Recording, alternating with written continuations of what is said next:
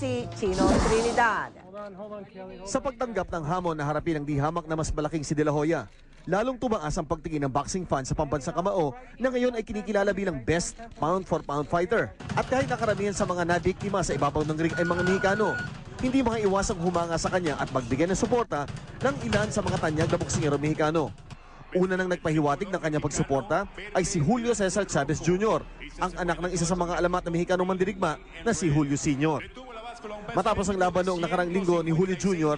na isang light middleweight contender, sinabi nito kay Pacman siya tataya sa darating na Disyembre 6. Kinumpirma naman ang pinuno ng Top Rank Promotions na si Bob Arum na may naglalakihang pangalan ng mga boksingero Mexicano na hindi lamang tataya kay Pacquiao. Gusto rin daw ng mga world champions gaya nila WBO welterweight king Antonio Margarito at WBA interim super flyweight champion Jorge Arce na sumama sa tradisyonal na walk-in ni Pacquiao sa MGM Grand sa Las Vegas.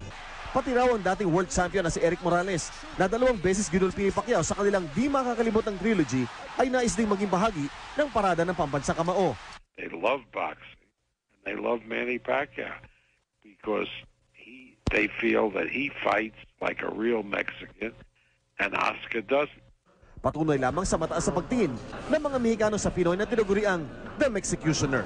Chino Trinidad, Nakatutok, 24 Oras.